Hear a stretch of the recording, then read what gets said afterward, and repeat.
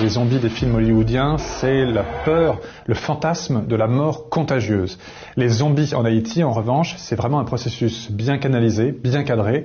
C'est une justice réalisée sur les vivants qui font du mal par des sociétés secrètes. Il y a pas mal de types de zombies en Haïti. Le zombie classique, c'est quelqu'un qui fait du mal dans la société. C'est un violeur, un voleur, un captateur d'héritage, un assassin.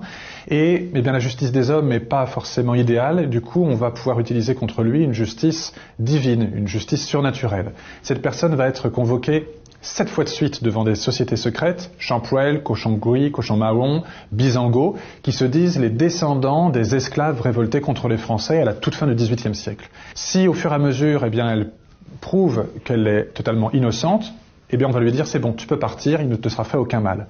Si malgré tout cette personne persiste et signe, eh bien, on va lui dire qu'elle va être condamnée à une peine pire que la mort. Et cette peine, c'est la zombification.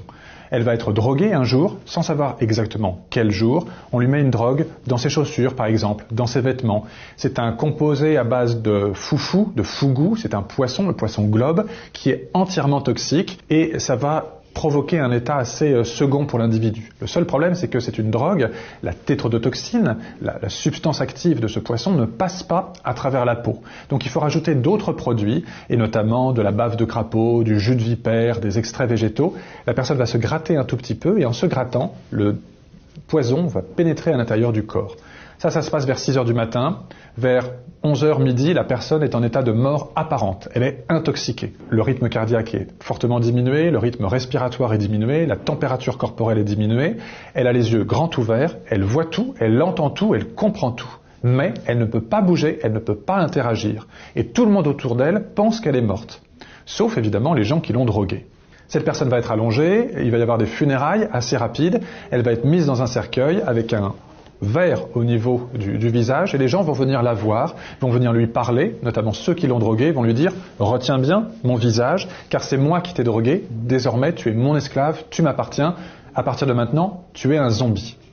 Et puis, cette personne-là va être enterrée. J'ai rencontré quelques zombies qui se sont échappés. Ils m'ont raconté la fermeture du cercueil, les pelletées de terre qui tombent sur cette vitre jusqu'à l'obscurité totale dans le fond de la sépulture, ou encore le crissement, le crrrr du cercueil qu'on pousse sur le béton à l'intérieur de la logette funéraire dans le cimetière. Et puis, le temps va passer. 1 heure, 2 heures, 3 heures, on est à la fin de la journée. Vers minuit, 1 heure, 2 heures du matin, le sorcier, le bokor, va venir ressortir le cercueil, il va profaner la sépulture et avec ses aides qu'on appelle des loups-garous, il va briser le cercueil, sortir le corps de ce qu'il faut bien appeler désormais un zombie, flageller cette personne avec des herbes, histoire de rompre non pas la rigidité cadavérique, mais la raideur musculaire qui s'est installée. Et puis c'est aussi une façon de lui dire que maintenant tu es un esclave et je commence à te donner des coups de fouet. On va également lui donner un antidote, du concombre zombie en l'occurrence, qui va diminuer un tout petit peu cet état de mort apparente. Et puis on va lui changer son nom. D'ailleurs elle n'aura plus de nom, elle n'aura plus qu'un prénom, comme les esclaves du temps passé. Et dans la nuit, cette personne va être transportée à l'autre bout de l'île et elle va aller désormais vivre une autre vie, une vie de zombie, dans un champ de canne à sucre, dans une rizière, dans une usine ou au service propre d'un bokor. Et ça peut durer comme ça pendant des années. Cette personne va être privée de son état de conscience par des médicaments, benzodiazépine, barbiturique qu'on peut lui donner, soit par un régime sans sel. Et au fur et à mesure de ce régime sans sel, la personne mange par terre sur une feuille de bananier, comme les esclaves de l'ancien temps.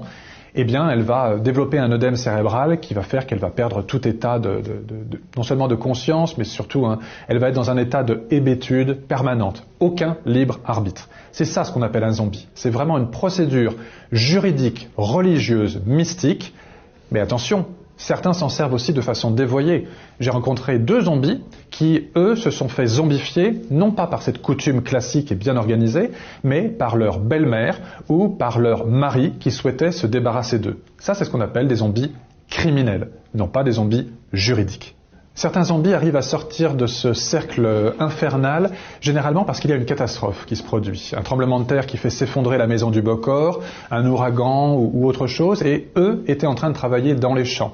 Alors forcément, leur maître ou leur maîtresse meurt, et ils vont devoir s'alimenter tout seuls, et là, ils vont pouvoir s'alimenter avec ce qu'ils vont trouver sur place, de l'arachide, du maïs, du manioc ou autre, et là, il y aura un peu de sel. Et puis également, si leur maître meurt, eh bien, on ne va plus leur donner cette charge quotidienne de médicaments médicaments psychotropes. Donc au fur et à mesure, ils vont récupérer une petite partie de leur conscience. Ce qui restera en revanche, c'est ce grand trouble psychiatrique, le fait d'avoir été enterré vivant dans un cercueil sans savoir si oui ou non on va s'en sortir. C'est un choc monstrueux qui malheureusement laisse des traces. C'est pour ça qu'une des 2 zombies que j'ai pu rencontrer, Adeline, vivait dans un hôpital psychiatrique à Port-au-Prince car les dégâts étaient trop importants au niveau de sa psyché.